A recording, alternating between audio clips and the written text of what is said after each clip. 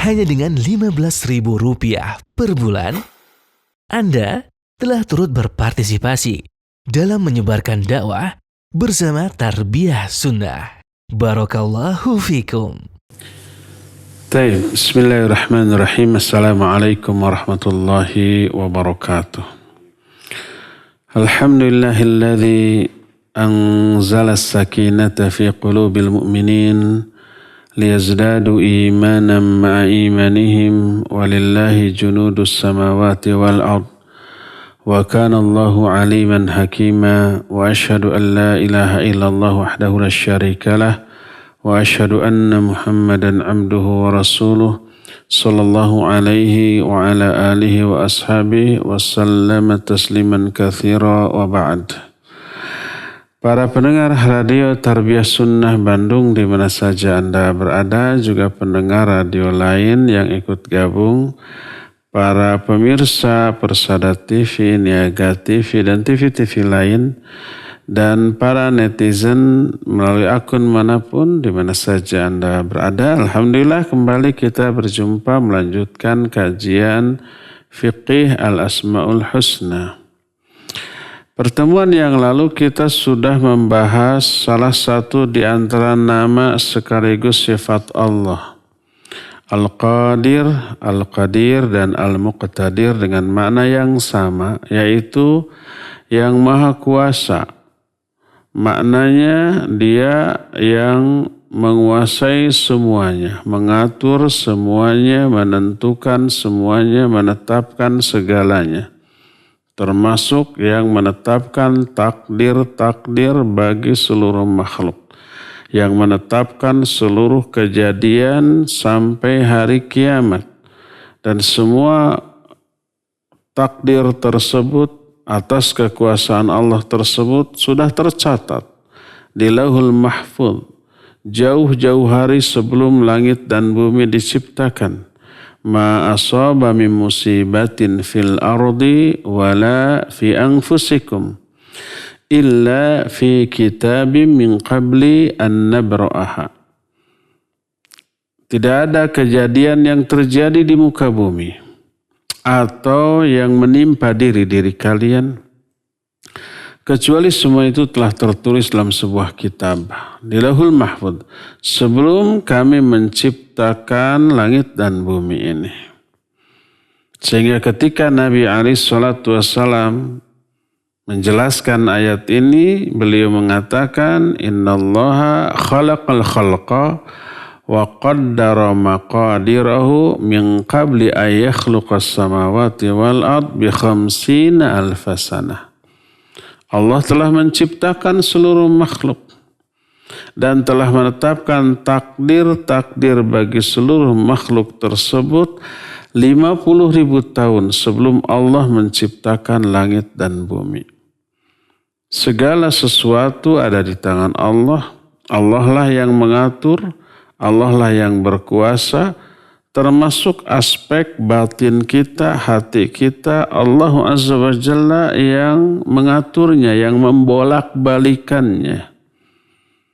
Sehingga Nabi SAW bersabda, Innal quluba baina usbu'ain min asabir rahman yuqallibuha kaifa yasha.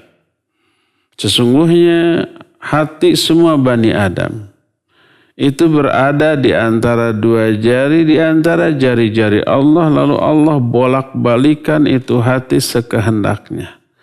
Yang mengatur hati kita Allah, yang mengatur seluruh kejadian Allah, yang mengatur seluruh alam jagat raya Allah, dan itu menunjukkan kemahakuasaan Allah Azza wa Jalla. Nah, dari iman kepada nama Allah Al-Qadir, Al-Qadir, dan Al-Muqtadir tersebut, dengan pemahaman yang benar, lahir beberapa buah, beberapa efek positif, beberapa sikap yang bagus dari seorang hamba yang meyakini kemahakuasaan Allah. Kemaslahatan dari buah tersebut kembali kepada si hamba, baik maslahat di dunia bahkan sampai ke akhirat. Bagaimana tidak? Iman kepada Allah sebagai zat yang sangat berkuasa merupakan kutub atau puncak atau pusat dari tauhid. Merupakan salah satu di antara rukun iman dan penyempurna iman. Salah satu di antara pokok-pokok dan penguat bagi agama ini. Dan menjadi kaidah asasiyah bagi lahirnya sikap ihsan. Ihsan itu beribadah kepada Allah seolah-olah kita melihatnya, dan bila kita tidak bisa melihatnya, Dia melihat dan selalu mengawasi, memperhatikan kita. Apa saja buah dari iman kepada nama Allah Al-Qadir ini? Ada banyak. Seperti yang dijelaskan oleh muallif hafizahullahu ta'ala. Kata beliau, famin thamarihil mubarakah annahu yuqawwi fil amdi al-isti'anata billah wa husnat tawakkuli alaih wa tamamal iltija ilaih. Di antara buah yang penuh barokah dari beriman kepada Allah yang Al-Qadir ini adalah menguatkan sikap isti'anah kepada Allah dalam diri seorang hamba, menguatkan baiknya sikap tawakal kepadanya, dan menyempurnakan sikap bersandar kepada Allah Azza wa Jalla. Isti'anah itu meminta pertolongan, dan ini merupakan inti dari ajaran Islam. Isti'anah minta pertolongan khususnya dalam melakukan kewajiban ibadah. Dan itu yang kita ikrarkan. Sehari semalam minimal 17 kali di dalam momen terbaik yaitu sholat.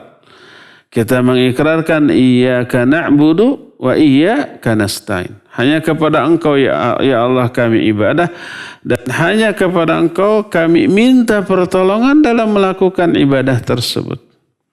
Isti'anah adalah ibadah yang agung. Minta pertolongan kepada Allah. Kenapa? Karena meyakini Allah lah yang maha kuasa. Allah yang maha pengatur.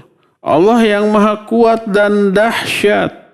Maka seluruh permintaan termasuk minta tolong ya kepada Allah. Bertawakal, bersandar kepada Allah. Bersandar itu harus kepada sesuatu yang kuat. Gak mungkin kepada yang lemah. Kita umpama tubuh kita lelah kita bersandar. Tapi bersandarnya umpamanya ke beberapa batang lidi yang ditancapkan. Kuat apa enggak? Ya enggak, begitu disandari langsung patah kitanya kejungkal. Harus kepada yang kuat, besi beton gitu. Yang diseruduk oleh truk juga malah truknya yang hancur, betonnya enggak apa-apa. Bersandar ke sana kuat, enggak akan ambruk. Nyaman kita. Termasuk bersandar menyandarkan seluruh permasalahan hidup harus kepada yang kokoh, yang kuat. Siapa? Allah Azza wa Jalla. Seluruh makhluk lemah. Khuliqal insanu dha'ifa. Manusia itu diciptakan dalam keadaan apa? Lemah. Apanya yang lemah? Segalanya. Fisiknya lemah. Jiwanya juga lemah. Fisiknya lemah, buktinya apa? Gampang terkena penyakit dan berakhir dengan kematian. Mengalami kelelahan, kelesuan, ngantuk, bahkan tertidur.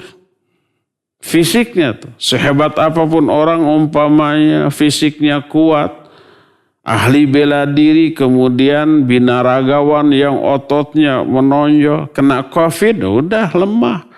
Dikasih menwa, udah lemah, mencret wae. Nggak bisa ditangkis oleh jurus apapun, itu bakteri, itu virus gitu ya.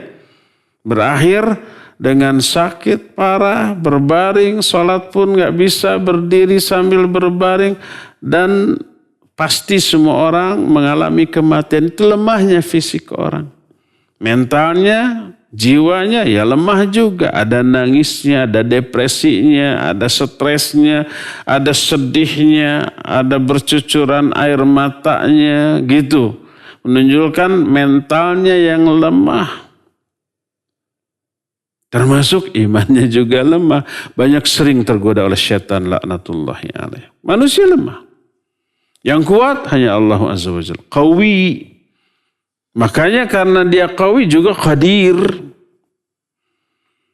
Maka meyakini Allah al-qadir, al-qawi, kita hanya akan bersandar kepadanya. Bertawakal kepadanya. Beristi'anah, meminta pertolongan kepadanya. Beristighatsah hanya kepada Allah Azza wa Jalla. Diterangkan dalam hadis yang diriwayatkan oleh Imam At-Tirmidzi dalam kitab Al-Jami' dengan sanad yang hasan sahih kata Imam At-Tirmidzi. Dari Ibnu Abbas radhiyallahu anhuma. Ibnu Abbas waktu itu masih remaja. Sepupu dari Nabi kita Muhammad sallallahu alaihi wasallam sebab dia anak dari paman Nabi alaihi salatu wasallam. Anak dari Abbas, makanya Ibnu Abbas. Namanya Abdullah bin Abbas radhiyallahu anhu.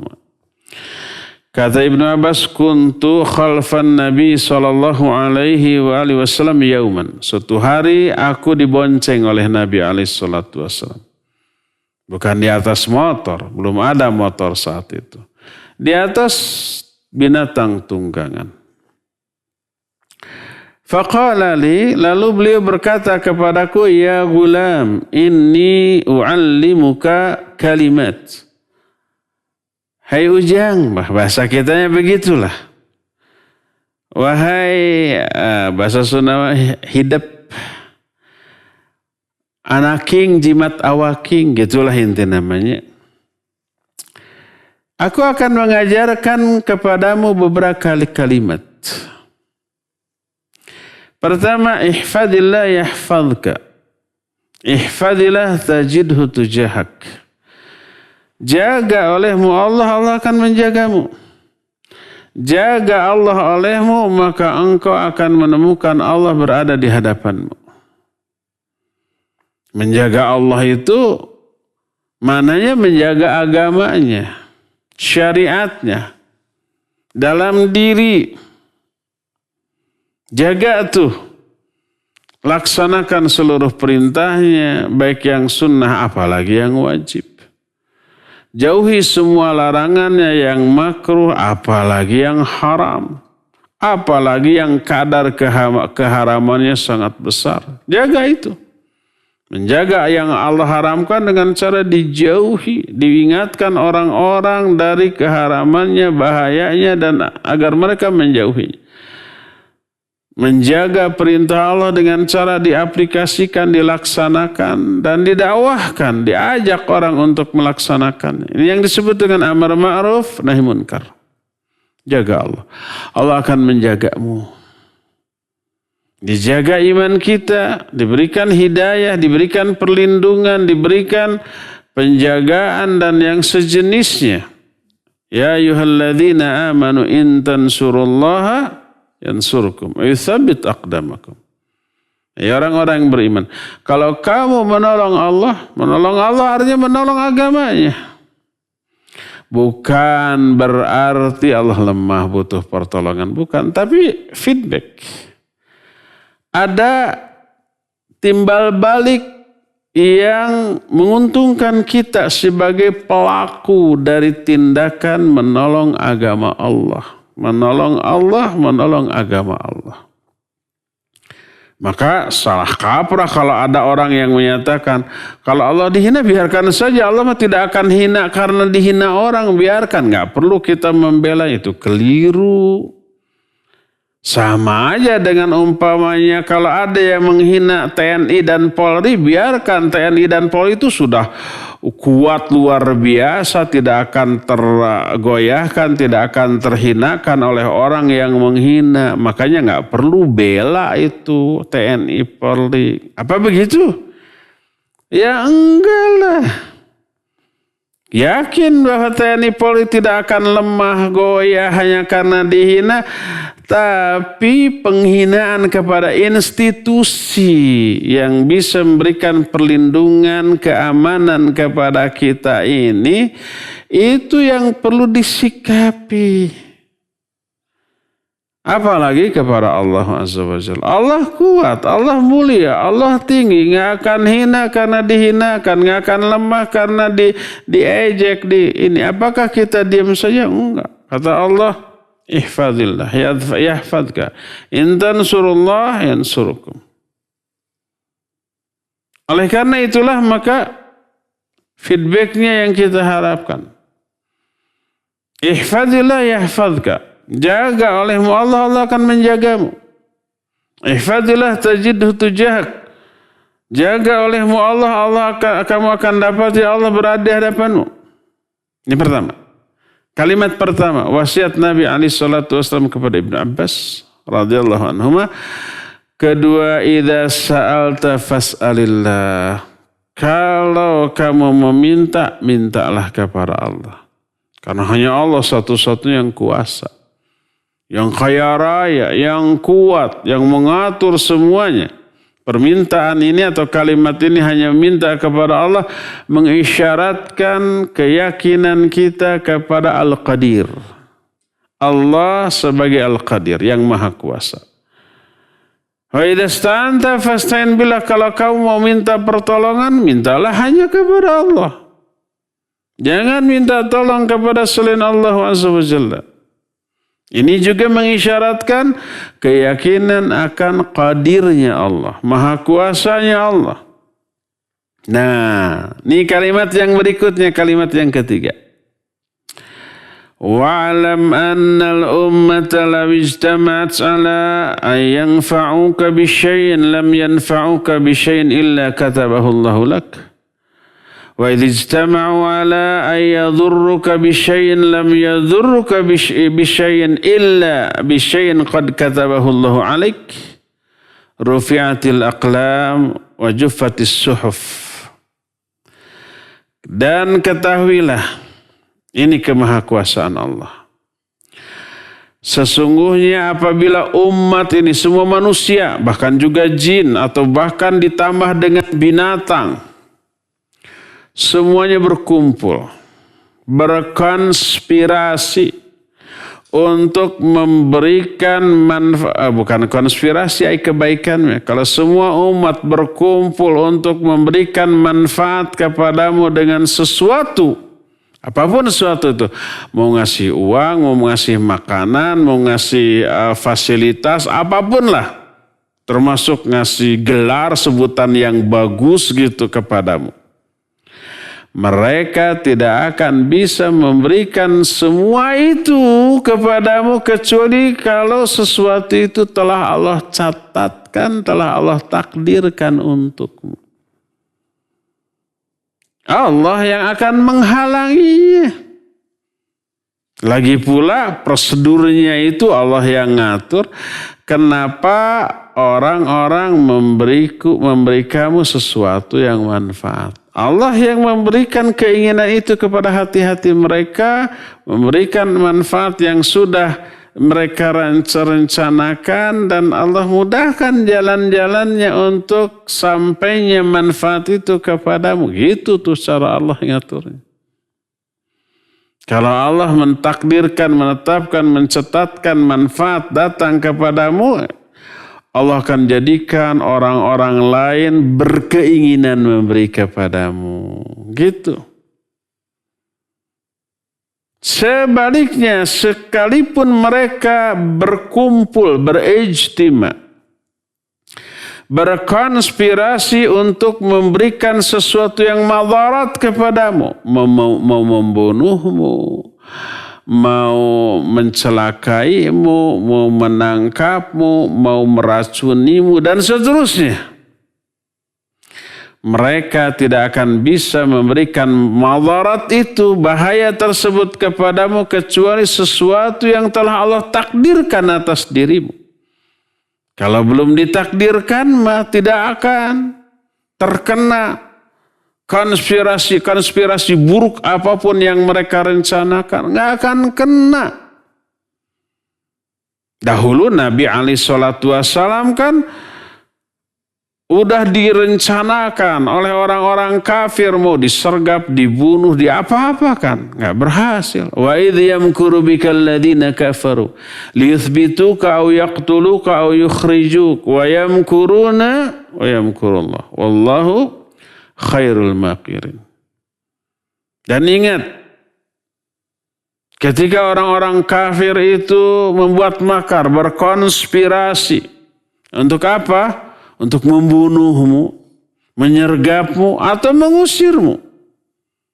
Mereka membuat makar, Allah juga punya makar. Dan Allah sebaik-baik pembuat makar bagi orang-orang yang layak dibegitukan oleh Allah Azza wa Jalla. Ini semuanya kekuasaan Allah. Orang akan mampu memberi sesuatu yang maslahat kepada kita atau memberi sesuatu yang bahaya bagi kita. Enggak. Kecuali kalau Allah mentakdirkan, menetapkan. Dan itu sudah Allah catatkan. 50.000 tahun sebelum langit dan bumi diciptakan. Lalu kata Nabi SAW, rufi'atil aqlam wa juffatis suhuf. Qalam telah diangkat. Kolam itu kolam bahasa Arab, bukan bahasa Indonesia. Bukan kolam renang. Kolam itu pena. Pena yang menuliskan takdir. Sudah diangkat. Nggak akan disuruh menuliskan lagi. Wajufati suf dan suhuf atau lembaran. Tempat mencatatkan takdir itu pun sudah mengering. Sudah paten. Permanen berlaku terus sampai hari kiamat. Hadis ini menggambarkan kemahakuasaan Allah Azza wa Jalla. Dan ini memberi dampak kepada hamba dengan dampak yang luar biasa baik. Berupa apa?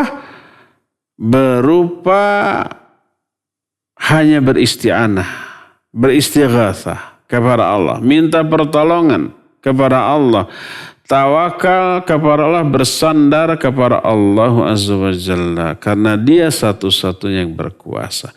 Ini buah yang pertama dari beriman kepada Al-Qadir. Kedua, wa min atharihi takmilus sabr wa tatmimuhu wa husnur ridha 'anillahi Azza wa Jalla. Di antara buah atau dampak positif dari beriman kepada Al-Qadir adalah sempurnanya sikap sabar kita, bagusnya sikap ridha kita kepada Allah Azza wa Jalla. Kenapa demikian? Ya, karena meyakini Allah yang mengatur semuanya, meyakini pengaturan Allah itu baik. Apa yang Allah berikan kepada kita baik, sekalipun yang Allah tetapkan untuk kita sesuatu yang pahit, yang membuat kita menderita, seperti musibah, sakit fisik, sakit psikis karena dihina orang, dicaci orang, kehilangan harta benda, kadang kehilangan anggota keluarga atau orang yang kita sangat cintai. Semua itu baik. Atau tangbaro Allah Azza wa Jalla ya. Orang aja yang umpamanya menangani kita dari aspek kesehatan. Siapa? Dokter. Ketika kita sakit, kita ke dokter. Dokter seringkali memberi keputusan yang membuat kita menderita. Apa keputusan dokter yang harus kita patuhi? Pertama, ditojos sama jarum, disuntik. Menderita nggak kita? Ya iyalah. Fisik apa psikis? Dua-duanya. Fisik sakit, tadi tojos ya, berdarah. Psikis, tegang tuh, banyak pikiran buruk yang muncul. Jangan-jangan salah obat, jangan-jangan patah itu si jarum di dalamnya, jangan-jangan nanti kena ke tulangnya, nancep, nggak bisa dicabut. Banyak macam-macam secara stres. Pahit apa enggak itu? Pahit. Menderita enggak? Menderita. Tapi pasien enggak menolak. Pasrah saja. Karena apa? Karena yakin itu baik efeknya bagi kita. Kadang-kadang kata dokter tuh minum obat saja ya. Kata siapa? Suntik aja dok. Ada nggak pasien yang minta disuntik ke dokter? Ada banyak tuh. Suntik sebab diyakini suntik itu lebih manjur, tokcer, cespleng daripada obat yang diminum kan gitu ya. Nah terus setelah disuntik kata dokter, jangan makan yang enak-enak. Sate kambing, gulai kambing ya, durian si montong. Pokoknya jangan minum yang manis-manis, kopi harus pahit. Kalau boleh kopinya, tapi jangan pakai gula gitu ya. Terus masak, jangan pakai garam. Karena berefek kepada tensi umpamanya ya. Pokoknya yang enak-enak dilarang. Terus yang makan apa? Yang pahit-pahit nih obat. Pahit, pahang, peher. Nalannya juga sampai nyengir, sampai nahan nafas. Menderita nggak si pasien? Menderita. Apa si pasien menolak? Enggak menolak. Malah minta obat. Saya minta obat yang pahit dok. Kenapa sampai pasrah begitu tuh? Husnudzon kepada si dokter. Karena yakin itu maslahat. Bisa menyembuhkan penyakit. Setelah itu apa lagi kata dokter? Sini duit, bayar. Dokter tuh sudah nyuntik sakit. Sudah ngasih obat yang pahit, minta duit lagi. Dikasih gak itu dokter? Dikasih. Malah tidak ditagih juga bertanya. Berapa dok? Kan gitu ya. Berapa dok? Sekian dikasih. Terus apa lagi? Kata dokter, seminggu lagi datang lagi ke sini, saya tojos lagi, saya suntik lagi, saya kasih lagi yang pahit-pahit. Datang nggak? Datang lagi. Kenapa? Karena yakin semuanya itu maslahat. Disuntiknya walaupun sakit bisa menyembuhkan. Makan obat-obat yang pahit-pahit, pahang dan peher bisa menyembuhkan. Dilarangnya dari yang enak-enak bisa menjauhkan dari penderitaan yang lebih parah. Sabar di dalam menerima keputusan dokter. Itu dokter loh, baru dokter loh. Apalagi Allah Azza wa Jalla. Yakin semua ketetapan Allah baik untuk kita. Di antaranya apa? Mengurangi dosa-dosa kita. Ibarat keputusan dokter mengurangi penyakit kita bisa menghilangkan. Ini juga begitu. Musibah menghilangkan dosa-dosa kita.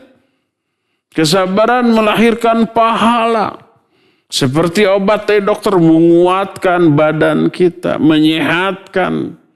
Memberikan stamina yang lebih daripada sebelumnya. Begitu juga ketetapan Allah Azza wa Jalla jauh lebih dahsyat, lebih hebat daripada maslahat yang diberikan oleh dokter kepada pasiennya. Pahala bertambah, dosa berkurang, doa dikabul oleh Allah Azza wa Jalla dan banyak lagi keuntungan lain.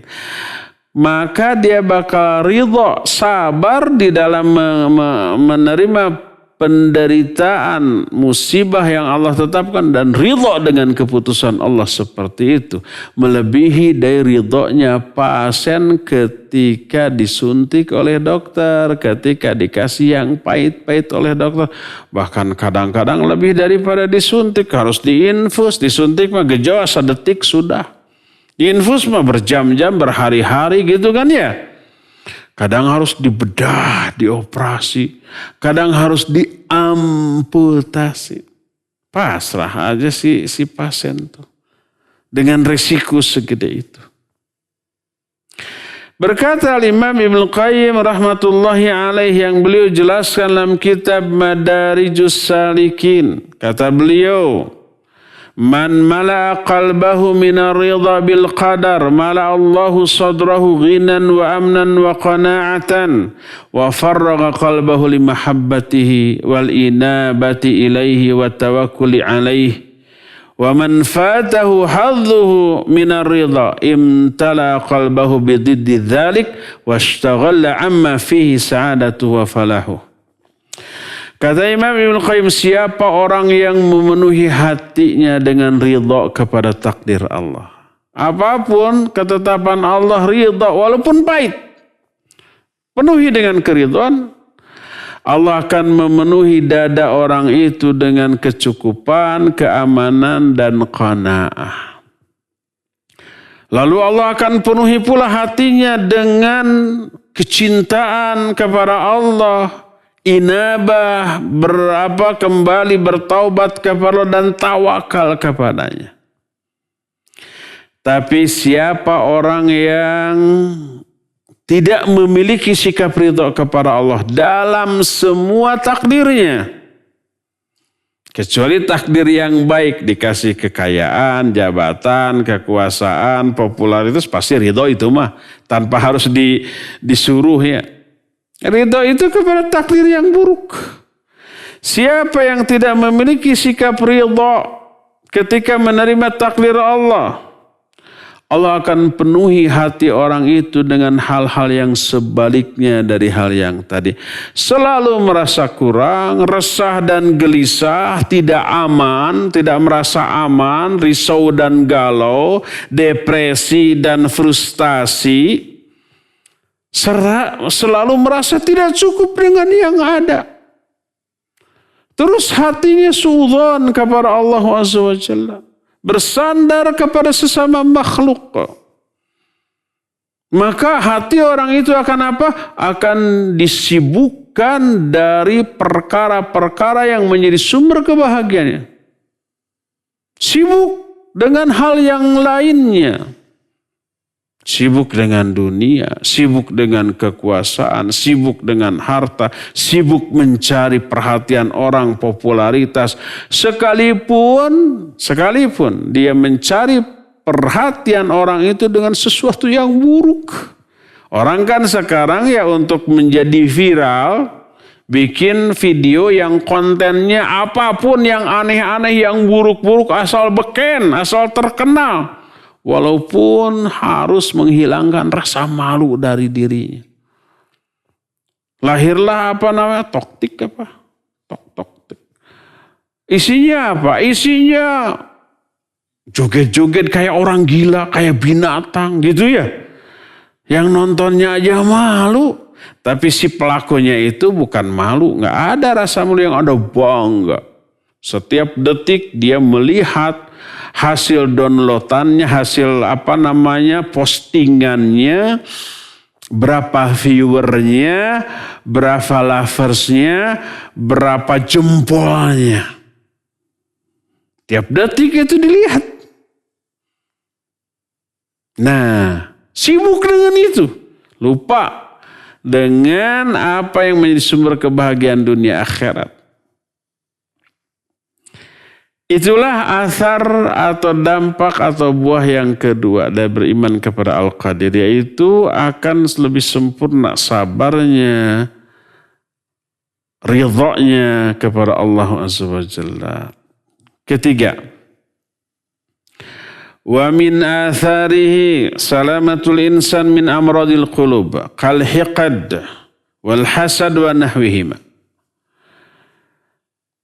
Di antara buah manis dari beriman kepada Al-Qadir adalah selamatnya si hamba dari penyakit-penyakit hati seperti hiqad, hasad, dan yang lainnya. Hiqad itu iri dengki.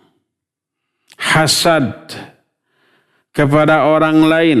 Mana hasad adalah benci terhadap turunnya nikmat yang Allah berikan kepada seseorang. Ya suka aja orang lain memperoleh kekayaan, memperoleh keuntungan, memperoleh kesenangan, kegembiraan, kebahagiaan. Wah, kitanya yang panas. Itu aja sudah disebut hasad. Kalau ada tambahan seperti mengharapkan hilangnya nikmat dari diri orang itu keburukan lain lagi. Double jadinya ya.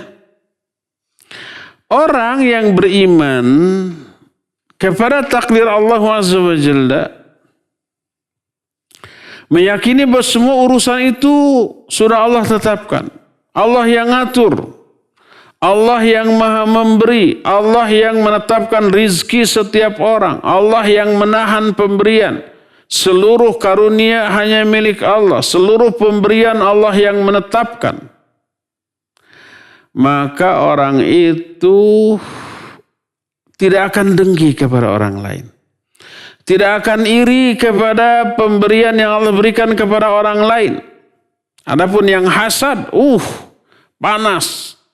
Dia menderita, orang lain bahagia, dia menderita. Orang lain senang, gembira, dia sedih. Orang lain happy, dia manyun. Menggerutu di dalam hati. Itu orang yang hasad. Oleh karena itu dikatakan, innahu adu ni'matillahi ala ibadih. Orang yang hasad itu musuh bagi nikmat yang Allah berikan kepada seseorang. Karena ada orang yang kita benci, kita tidak sukai. Lalu kita lihat dia itu senang, gembira. Bagaimana perasaan kita? Sebaliknya kita sedih. Aduh, kok itu orang yang saya benci kok bisa gembira? Gemes. Berarti kita hasad. Hasad ini kata Nabi SAW haliqah. Tukang cukur. La aqulu tahlukus syar. Aku, kata Nabi SAW, tidak mengatakan tukang cukur rambut, enggak. Tapi tahlukuddin, memangkas, mencukur, memotong agama. Maknanya pahala yang lahir dari pelaksanaan agama. Karena orang yang hiqad, orang yang hasad, orang yang iri dan dengki, itu biasanya tidak tinggal diam. Menebar hoax, menebar fitnah, menebar kedustaan. Bagaimana aja caranya agar orang yang dibenci, yang memperoleh kesenangan itu bisa berbalik. Menjadi menderita, akhirnya dia ngomong ke orang lain. Memfitnah, menebarkan dusta, menebarkan hasutan agar orang-orang ikut membenci dia. Nah, lahir gibah, lahir fitnah, lahir kezaliman. Dan kezaliman, fitnah, gibah itu mengurangi, memangkas, memotong, mencukur pahala-pahala kita. Habis kita over. Jadi orang yang tukang fitnah, penyebar hoax, penyebar gibah, itu orang yang super dermawan dengan pahala. Dia bagi-bagi pahala. Dan lebih parahnya diberikanlah pahala itu kepada musuhnya, kepada orang yang dibencinya, ya enggak? Yang dibencinya difitnah, digibahi, itu sama dengan, nih pahala saya kasih ke kamu, mana dosa kamu, nih saya ambil, sama dengan gitu. Tambah parah dia, ya. Bangkrut nanti dia. Jadi orang yang meyakini semuanya diatur oleh Allah, termasuk pemberian, termasuk karunia berupa kekayaan, berupa kekuasaan, berupa pangkat, berupa jabatan yang diberikan kepada seorang, itu ketetapan Allah. Kalau ketetapan Allah, ridholah dengan itu.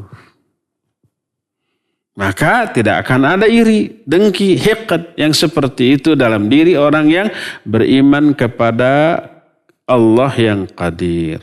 Itulah yang ketiga. Keempat, wa min atharihi taqwiyatu azimatil amdi wa iradatihi fil hirsi 'alal khairi wa talabihi wal bu'du 'anil syarr wal harab minhu. Di antara dampak dari iman kepada Al-Qadir adalah semakin menguat tekadnya, keinginannya, semangatnya untuk meraih kebaikan dan mencari kebaikan. Dan sebaliknya semakin kuat tekad, semangat, ikhtiar dalam menjauhi keburukan. Dalam upaya lari dari keburukan. Sebuah hadis yang diriwayatkan oleh Imam Muslim dari Abu Hurairah radhiyallahu an, berkata Nabi alaihi salatu wassalam, ihris ala ma yanfaq, ala ma yanfa'uk, wasta'in billah, wa la ta'jiz. Wa in asabaka syai'un fala taqul law anni fa'altu kadza kada wa kada laka akana kada wa kada walakin qul qadarullah wa ma syaa fa'al fa inna law taftahu amal syaitan. Kata Nabi SAW, bersemangatlah kamu, bersungguh-sungguhlah kamu untuk meraih apa yang manfaat bagi dirimu. Dan minta pertolonganlah kepada Allah dalam melakukan hal itu. Ikhtiar untuk meraih kebaikan, meraih apapun yang manfaat.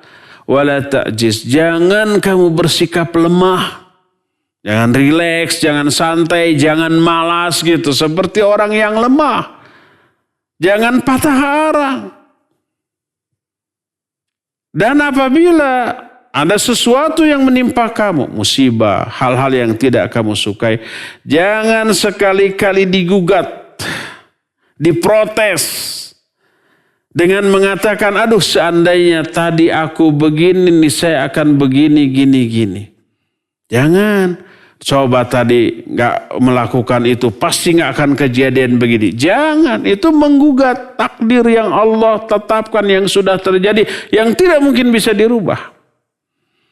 Tapi katakanlah qadarullah, ini takdir Allah. Wa masyafal, dan apapun yang Allah kehendaki pasti terjadi. Kenapa? Fa innal law taftahu amal syaitan, karena perkataan law itu seandainya. Ya, seandainya tadi kita begini, niscaya tidak akan kejadian begini nih. Seandainya tadi kita tidak begitu, nggak akan begini hasilnya. Jangan. Perkataan seandainya itu membuka amalan syaitan. Karena apa? Karena itu menggugat takdir yang Allah tetapkan. Dari mana kita tahu seandainya tidak begitu, tidak akan begini? Dari mana kita tahu? Sotoy, ya. Kalau tidak begitu, mungkin saja lebih parah dari ini kejadian, kan gitu ya. Nah, itu membuka amalan syaitan. Inilah yang keempat. Buah kelima. 5 buah aja cukup ya. 5 buah juga kenyang atuh. Wa min atharihi husnu rajaillahi wa dawamu su'alihi wal iktharu min du'ai. Li'annal umura kullaha biyadih. Di antara buah dari iman kepada Al-Qadir adalah bagusnya rasa berharap dia kepada Allah. Dan selalu meminta kepadanya. Banyak berdoa kepadanya. Karena dia yakin semua urusan berada di tangan Allah. Allah yang mengatur, Allah yang menetapkan. Dan itu tidak akan lepas dari sifat adil Allah Azza wa Jalla. Maka dia akan husnul raja. Berharap dengan harapan yang bagus kepada Allah. Selalu meminta kepada Allah dan banyak-banyak berdoa kepada Allah Azza wa Jalla. Imam Ahmad dalam kitab Az-Zuhd meriwayatkan perkataan Ibn Shikhir. Ibn Shikhir ini Abdullah bin Shikhir berkata, Tadzakartu majma'ul khair, faidal khairu kathir, as-sawmu was-salah, wa idha huwa fi yadillah, wa idha anta la taqdiru ala ma fi yadillah, illa an tas'aluh fayu'tik fa idza jima'ul khairi ad-du'a. Kata Abdullah bin Shikhir, aku mengingat-ingat apa sih yang menjadi sumber dari kebaikan, kumpulan dari kebaikan. Ternyata kebaikan itu banyak. Salat, saum, dan setelah aku ingat-ingat semuanya berada di tangan Allah. Kenapa kita bisa sholat? Kenapa kita bisa saum, bisa ibadah? Itu karena taufik, karena hidayah dari Allah. Kalau Allah nggak ngasih hidayah, kita nggak akan sholat, nggak akan saum. Jadi setelah mengingat-ingat seluruh kebaikan-kebaikan itu apa yang Allah perintahkan. Ternyata semua berada di tangan Allah Azza wa Jalla. Maka apabila engkau tidak mampu meraih apa yang ada di tangan Allah, tidak mampu, aduh kenapa mau sholat malasnya? Kenapa mau saum malas? Kalau saum Ramadan malas juga bisa dipaksa-paksakan. Ini saum sunnah ini. Senin Kamis. Nah sekarang umpamanya kita tahu 10 hari pertama di bulan Dzulhijjah ini sangat bagus untuk beramal soleh. Lipat gandakan. Termasuk saum 9 hari. Ada orang yang malas banyak. Diberi argumentasi oleh syaitan laknatullah. Ini kan sunnah. Tidak dilakukan juga tidak apa? Tidak dosa. Tidak tercela. Gak perlulah. Kan gitu ya. Akhirnya tidak saum. Kenapa? Tidak diberi hidayah oleh Allah SWT. Tidak mampu meraih apa yang ada di tangan Allah, maka illa antas aluh fayutik. Tidak bisa meraih apa yang ada di tangan Allah termasuk hidayah diantaranya, kecuali kalau engkau meminta kepadanya. Mintalah kepadanya, maka Allah akan berikan. Maka aku temukan sumber kebaikanlah doa. Maka aku pun memperbanyak doa. Di saat kita malas ibadah, minta hidayah kepada Allah. Allahumma a'inni ala dzikrika wa syukrika wa husni ibadatik. Coba umpamanya kalau kita mau sholat tahajud umpamanya. Di awal rakaat pertama, aduh rasanya hambar banget nih. Tahajud ini tidak ternikmati. Coba perlama sujud, minta kepada Allah, dikhusyukan dalam ibadah ini. Allahumma inni ala dzikrika wa syukrika wa husni ibadatik. Allahumma ati nafsi taqwaha wa zakkiha anta khairu man zakkaha anta waliyuha maula. Allahumma inni a'udzubika min ilmin la yanfa wa min qalbin la yakhsha. Wa min nafsin la tashba wa min da'watin la yustajabu. Minta tuh di rakaat pertama dalam sujud. Itu nanti rakaat kedua bisa berbeda situasinya. Setelah salam masuk lagi ke tahajud berikutnya, itu akan berbeda lagi. Minta. Kalau belum juga terus minta khusyuk di dalam sholat. Dalam satu rakaat 2 kali sujud, 2 kali berdoa tuh. Dalam 2 rakaat 4 kali berdoa tuh. Di 2 rakaat pertama belum didapat kekhusyuan, minta lagi nanti di 2 rakaat berikutnya. Terus begitu. Itu disebut dengan jima'il khair. Kumpulan atau sumber dari kebaikan adalah doa. Oleh karena itu salah satu doa yang banyak dipanjatkan oleh Nabi SAW dan diajarkan oleh beliau kepada kita, Allahumma ya muqallibal qulub. Baca ayat ini, doain dalam sujud.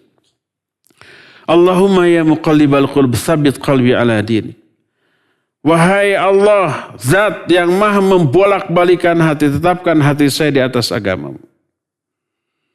Dalam hadis yang diriwayatkan Imam At-Tirmidzi dan Ibnu Majah dari Anas radhiyallahu an, berkata Anas, karena Rasul sallallahu alaihi wasallam yakthuru ay yaqul ya muqallibal qulub tsabbit qalbi ala dinik.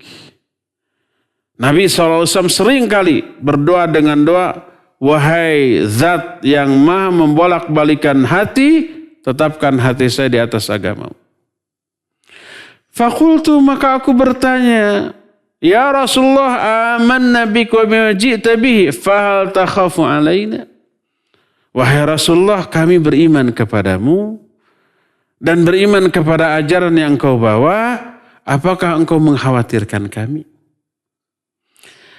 Kata Nabi SAW, na'am. Innal quluba baina usbu'ain min asabillah yuqallibuha kaifa yasha. Ya, saya khawatir kepada kalian.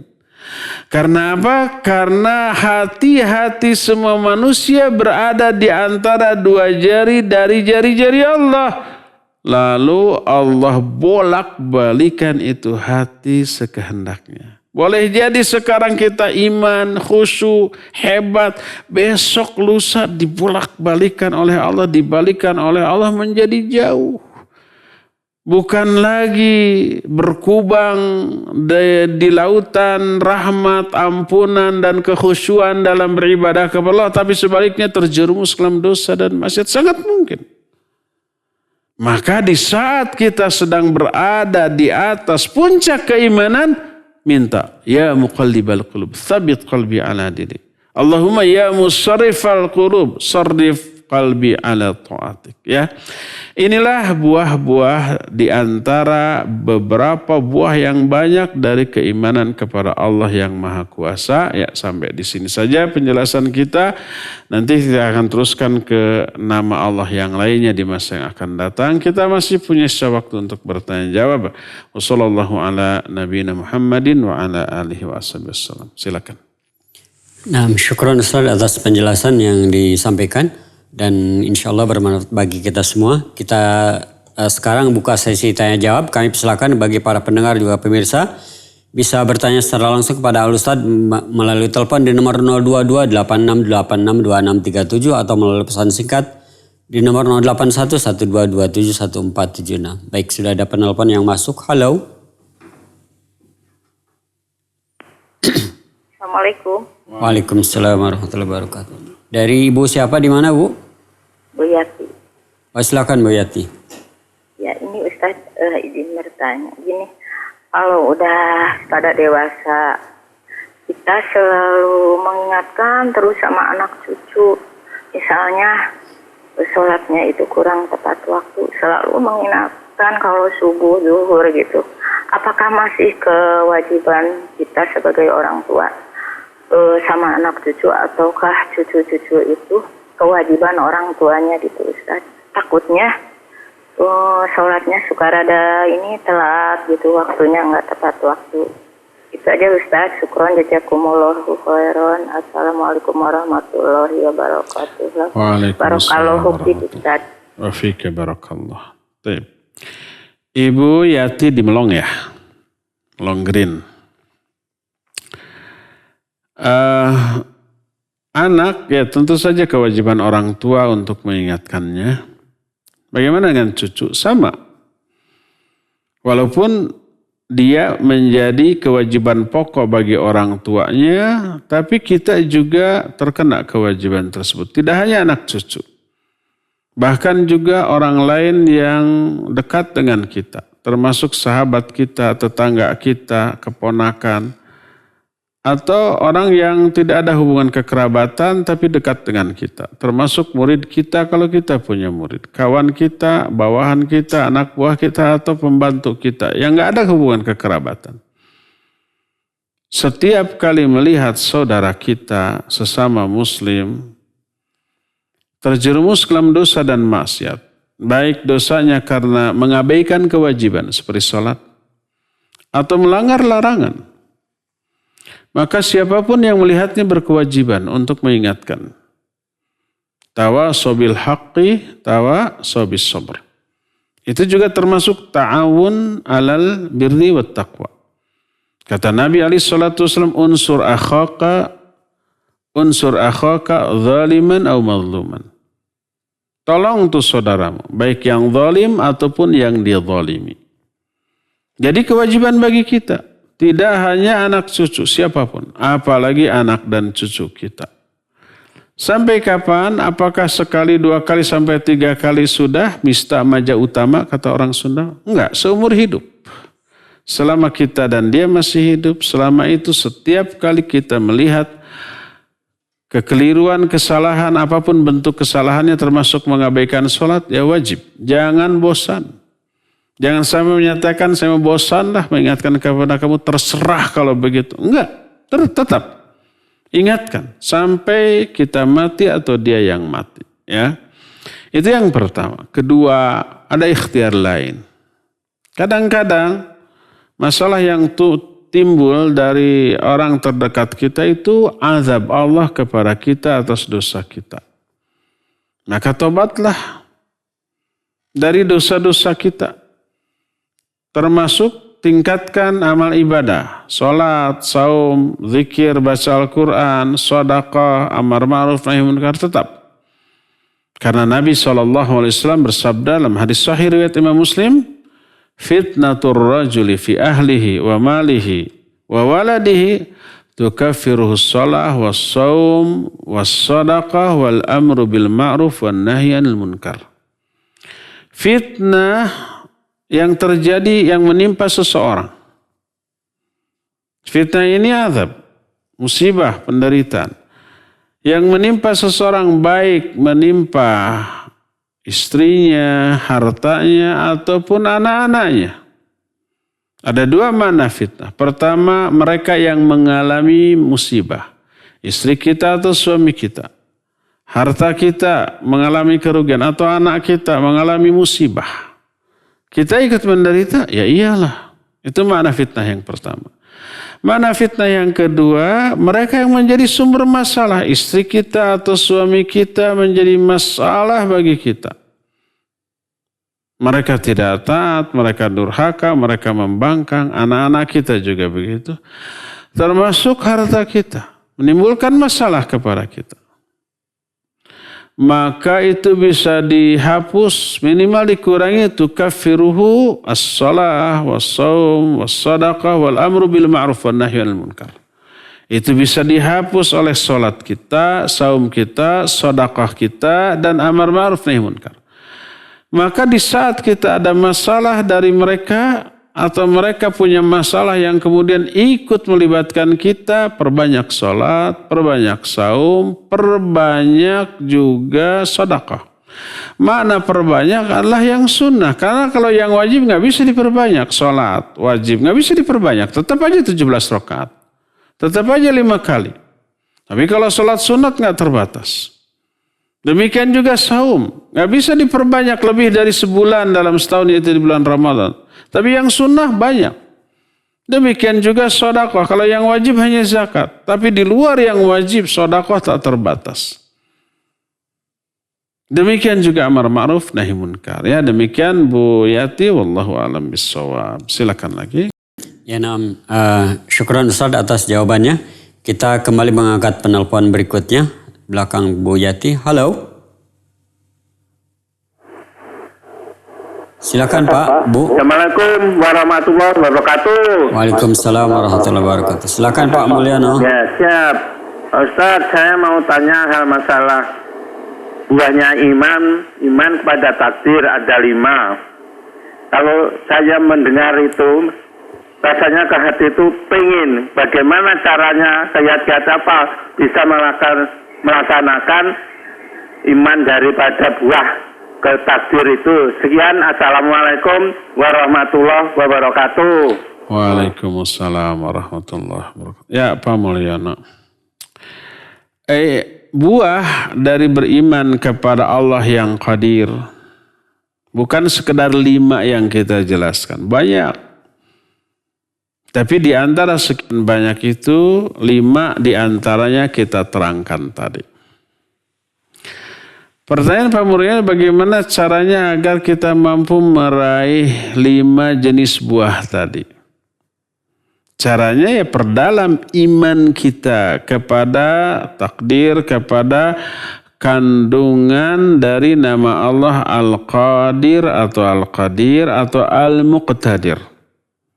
Perdalam pengetahuan kita tentang hal itu. Kaji tauhid. Kemudian yakini. Nah, efek dari meyakini itu akan melahirkan 5 jenis buah tadi. Dan banyak lagi buah-buah lainnya. Tidak hanya 5 yang tadi, itu diantaranya saja. Ya. Jadi pertama, kaji ilmu terus, terutama ilmu tauhid. Kemudian setelah dikaji, yakini. Tidak sekedar teori tanpa praktek. Ya, terus aplikasikan. Itu pertama. Yang kedua, jangan lupa berdoa kepada Allah, minta kepada Allah agar Allah memberi hidayah kepada kita untuk bisa meraih ke 5 hal tadi, bahkan lebih dari 5 tadi. Sebanyak mungkin berdoa, sesering mungkin berdoa. Apalagi sekarang di 10 hari pertama bulan Dzulhijjah adalah hari yang sangat baik untuk beribadah, beramal soleh, termasuk di antara berdoa kepada Allah Azza wa Jalla. Itu yang keduanya, banyak-banyak berdoa. Yang ketiga, Gaullah dengan orang-orang yang soleh. Dengan orang-orang yang lebih fokus kepada ikhtiar mengejar kebahagiaan akhirat daripada dunia. Karena dampak dia bergaul dengan orang seperti itu memiliki dampak yang bagus juga kepada kita. Almaru ala dini khalili falyanzur ahadukum may khalil. Seorang itu agamanya sangat bergantung kepada agama kawannya. Yang dimaksud agama di sini baik pemahaman ataupun pengamalan. Pemahamannya jangan bergaul dengan orang yang pemahamannya keliru. Banyak syubhat, banyak bidah, banyak penyimpangan. Tapi dengan yang lurus akidahnya, manhajnya, pemahamannya. Kedua, orang yang agamanya bagus dari segi pengamalan. Setelah pemahamannya lurus, pengamalannya juga bagus. Sebab ada orang yang pemahamannya lurus, akidahnya lurus, manhajnya lurus. Tapi pengamalannya minim. Bertolak belakang dengan ilmu. Ya ada. Yang kayak begitu jauhi. Sebab akan mempengaruhi kita dengan pengaruh yang buruk. Ya, itu yang ketiga. Bergaul dengan orang-orang yang soleh dan jauhi pergaulan dengan orang-orang yang salah. Ya, itulah 3 di antara ikhtiar yang bisa kita lakukan. Wallahu a'lam. Silakan lagi. Syukran Ustaz atas jawabannya. Kami silakan bagi yang akan bertanya melalui telepon di nomor 022-8680-2637. Baik, saya bacakan pertanyaan yang datang melalui pesan singkat. Datang dari Pak Handi di Purwokerto. Afwan, Ustaz izin bertanya, bagaimana menyeimbangkan antara kerja keras dalam rangka menjalankan sunnatullah dengan iman kepada takdir Allah? Terkadang merasa usaha sudah maksimal dan berkata, oh ini takdir saya. Padahal menurut orang lain yang sudah lebih berhasil, masih banyak sunatullah yang belum kita jalankan. Hal ini berlaku baik urusan dunia juga akhirat. Mohon penjelasannya Ustadz. Ya, kita tahu bahwa para sahabat radhiyallahu anhu, para ulama dan pendahulu kita, itu berhasil di dunia dan akhirat selain karena takdir Allah, beliau-beliau menjalankan sunatullah dengan sebaik-baiknya. Baik, barakallahu fiik Pak siapa? Handi. Pak Handi di Purwokerto, Jawa Jawa Tengah ya, Purwokerto. Iya. Bagaimana menyeimbangkan antara keimanan kepada takdir dengan ikhtiar? Ikhtiar itu bagian dari yang sudah ditakdirkan oleh Allah Azza wa Jalla. Untuk meraih takdir yang baik, kita harus berikhtiar dengan ikhtiar yang baik, semaksimal yang kita bisa. Kalau umpamanya apa yang kita inginkan belum tercapai, ada 2 kemungkinan. Kemungkinan yang pertama, ikhtiar kita belum maksimal.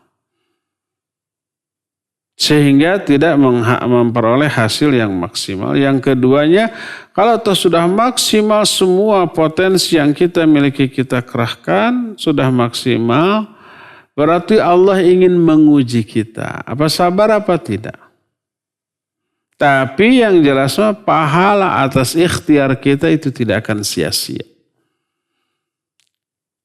Hasil untuk ukhrawi kita sudah berhasil. Hanya untuk dunia kita yang Allah tunda.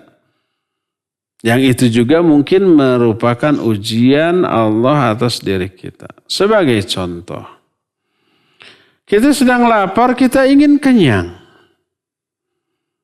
Kita nggak bisa bersandar hanya kepada takdir tanpa ikhtiar. Mungkin saya sekarang sedang ditakdirkan lapar. Kalau sudah sampai waktunya ditakdirkan kenyang, akan kenyang. Tapi kita tidak berikhtiar makan. Ya tetap lapar lah. Untuk meraih takdir kenyang harus ada ikhtiar, usaha yang menjadi penyebab teraihnya takdir kenyang. Apa usahanya? Ya makan. Kalau udah ikhtiar makan, tapi tetap lapar. Kita tanya apa yang dimakan? Kowaci. Sudah 1 kilo atau sudah 1 bungkus? 1 bungkusnya berapa gram? 2,5 gram? 250 gram? Udah tuh, ya iyalah itu ikhtiarnya salah, keliru. Kalau mau kenyang ya jangan itu yang dimakan. Nasi dengan lauk pauknya, sepiring 2 piring baru tuh. Salah ikhtiarnya. Saya sudah tuh ikhtiar makan 1 piring. Apa yang dimakan? Semangka. Iyalah, semangka mungkin hanya kenyang sesaat, ya enggak? Setelah beberapa menit nanti apa lagi? Lapar lagi. Karena apa? Karena yang membuat kita kenyang itu bukan nutrisi yang terkandung dalam semangka. Walaupun sepiring. Nggak ada karbohidratnya, nggak ada lemaknya, ya, nggak ada kalorinya atau kalorinya ada tapi sangat sedikit. Jadi ikhtiarnya yang salah, yang keliru. Maka coba lakukan ikhtiar lain yang sesuai dengan penjelasan yang logis dan realistis. Umpamanya kita ingin cita-cita punya anak sekian. Ya harus ikhtiar. Apa ikhtiarnya? Nikah. Gak bisa umpamanya saya sekarang bujang ditakdirkan belum punya anak. Kalau nanti Allah mentakdirkan saya punya anak, pasti punya anak. Tapi nggak nikah, ya nggak bisa. Nikah. Setelah nikah, saya sudah nikah tapi nggak punya anak. Sudah melakukan hubungan belum dengan istri? Enggak, istri saya di sana, saya di sini LDR. Ya nggak akan punya. Oh katanya untuk punya anak tuh harus nikah. Saya sudah nikah, tapi belum punya anak juga. Ya salah tuh. LDR sih, istrinya di sana, kitanya di sini. Harus melakukan hubungan. Ternyata sudah melakukan hubungan, enggak juga, ikhtiar coba ke dokter, pasti ada masalah. Pasti ada sesuatu, gitu ya.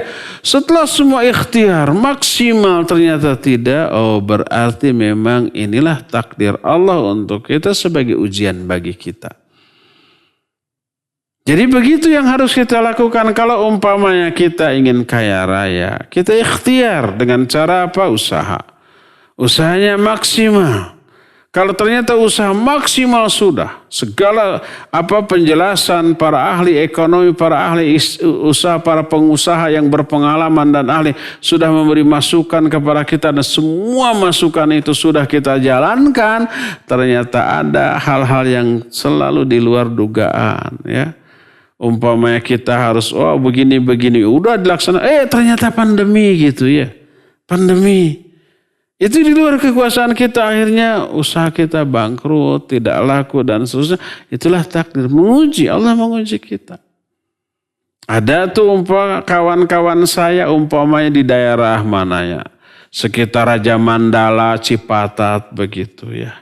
Usaha membuka warung-warung oleh-oleh, peyem. Peyem itu apa bahasa Indonesia? Tape gitu ya, terus hiasan keramik, terus umbi cilembu kayak gitu. Itu setiap akhir pekan, bus-bus banyak yang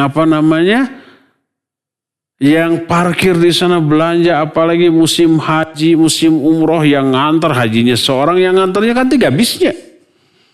Pas berangkat, pas pulang, pasti parkir dulu di sana, belanja dulu segala macam untuk oleh-oleh. Wah, dalam sepekan itu bisa tontonan peyem yang terjual.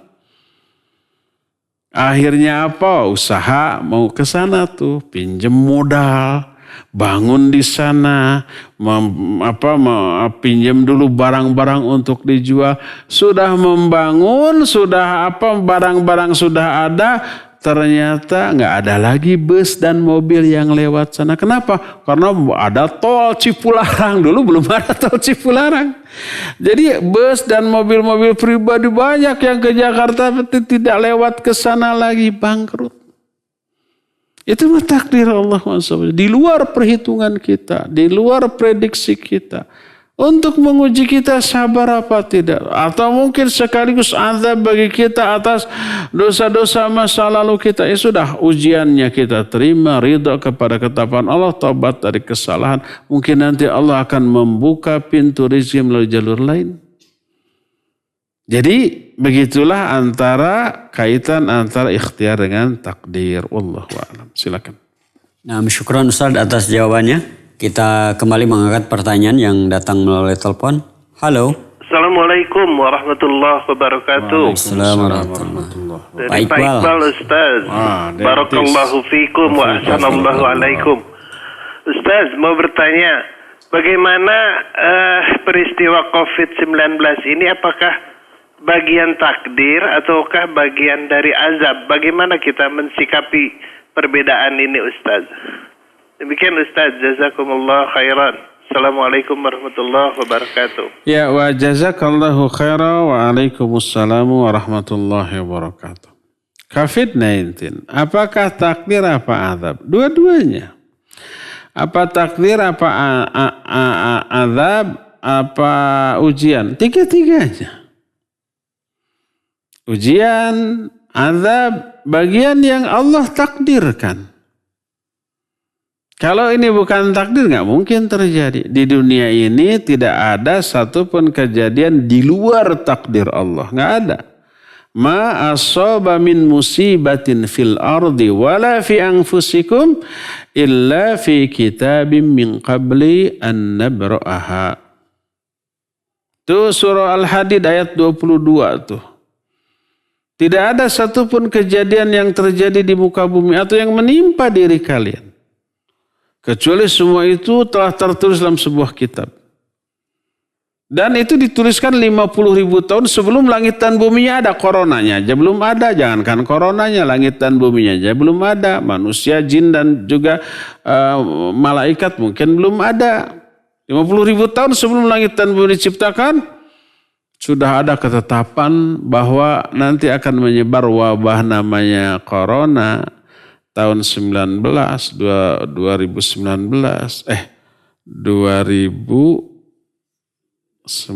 ya 2019 makanya disebut dengan sebutan COVID-19.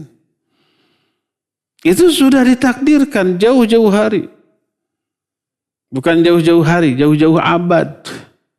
50.000 tahun sebelum langit dan bumi ada, sudah Allah tetapkan, lalu terjadi. Nah, apakah pandemi ini sebagai azab atau sebagai ujian? Dua-duanya. Sebagai azab atas kedurhakaan, dosa dan maksiat yang dilakukan oleh mayoritas manusia. Sudah pernah kita bahas dalam membahas kitab Ad-Da'u wad-Dawa setiap hari Seninnya, beberapa pertemuan yang lalu. Bahwa wabah salah satunya adalah azab, sekaligus ujian bagi orang-orang beriman. Azab juga bagi orang soleh, iya. Loh, orang soleh kan tidak berdosa, kenapa diazab? Kesalahan mereka salah satu kurang giatnya beramar ma'ruf nahi munkar. Wattaqu fitnatan la tusibanna alladhina zalamu minkum khasah. Wa'lamu anna Allah syadidul iqab. Takutlah kamu kepada fitnah. Fitnah yang dimaksud di sini azab. Takutlah kamu kepada azab yang kalau itu terjadi tidak hanya menimpa orang-orang zalim di antara kalian saja. Orang-orang solehnya pun terkena. Nabi SAW sering mengumpamakan amar ma'ruf nahi munkar ini dengan satu komunitas orang yang sama-sama menumpang sebuah perahu kapal laut. Ada dua level, ada di dek di atas, ada yang di bawah. Di bawah apa namanya? Di perut kapal laut.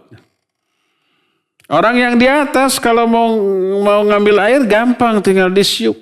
Orang yang di bawah harus ke atas, naik riweuh lagi pula mengganggu orang yang di atas. Kata orang yang di bawah, biar mudah nih kita bolongin saja nih. Kita dibolongin perahu nanti air gampang. Jadi mikirnya kalau dibolongin itu nggak masuk. Cuma kalau kita perlu bisa niuk gitu kan. Orang yang di atas tahu bahwa yang di bawah ini mau membolongin perahu. Ada dua resiko. Seperti makan buah simalakama. Itu yang di belakang itu buah simalakama bukan? Itu? Itu bisa dimakan?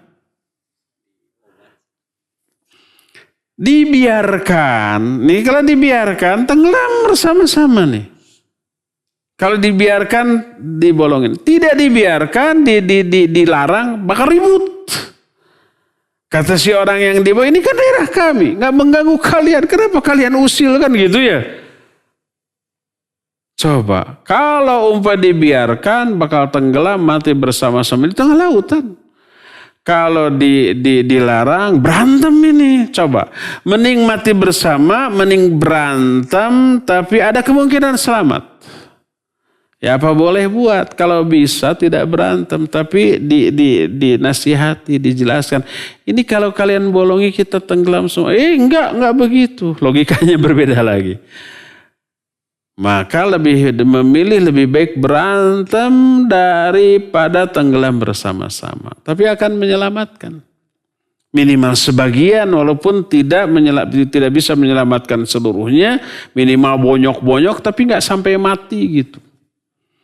Terus kalau kalah gimana? Ya minimal sudah berjuang, yang di atas sudah berjuang, tetap ya kalah ya dibolongin. Mati bersama-sama, minimal sudah berusaha berikhtiar ya. Jadi tidak ada pertolak belakang, pertentangan antara azab, ujian sekaligus takdir Allah Azza wa Jalla. Ujian, musibah merupakan azab sekaligus ujian dan termasuk takdir yang telah Allah tetapkan 50.000 tahun sebelum langit dan bumi ini diciptakan. Wallahu a'lam bishawab. Terakhir.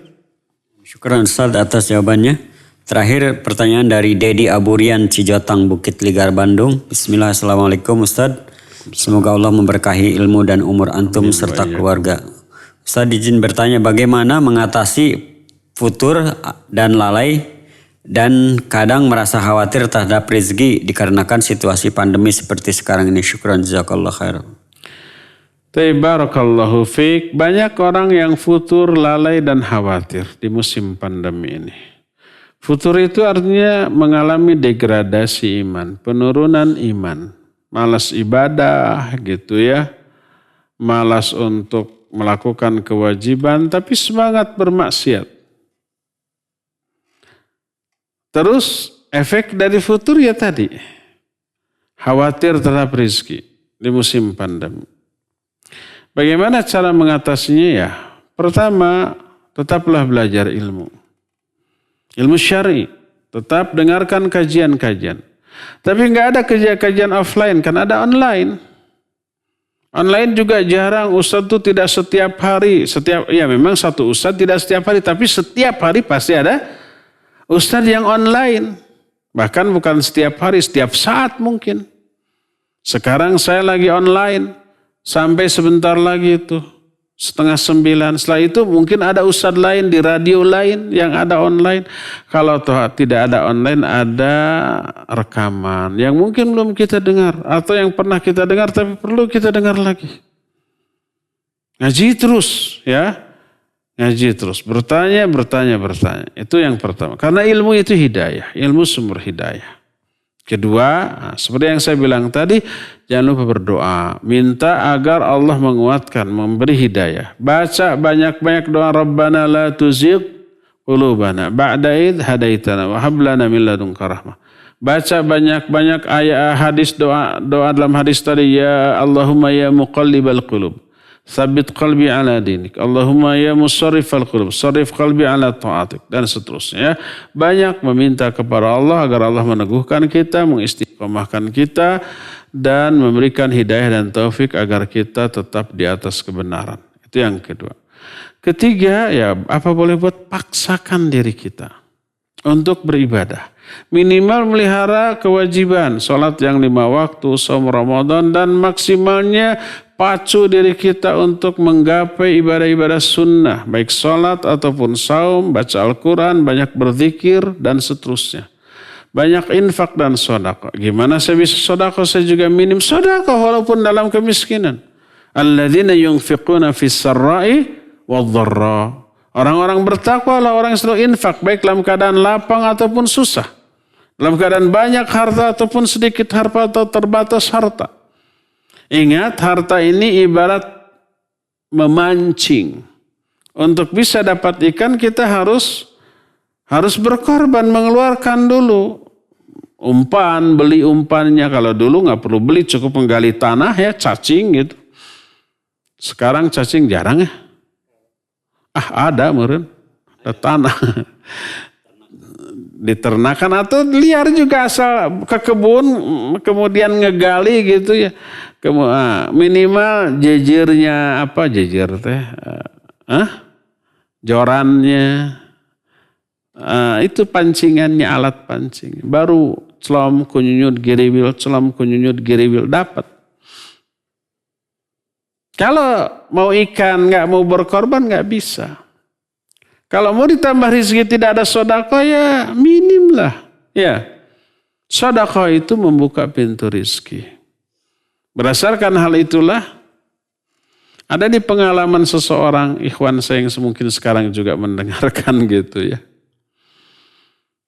Ramadan. Dia pergi ke masjid sholat. Kemudian setelah sholat ada orang yang ngelamun sambil kelihatan sedih, ditanya kenapa apa. Ternyata dia sedang kesulitan uang karena istrinya sedang ada penyakit, dia obat nggak punya ke dokter.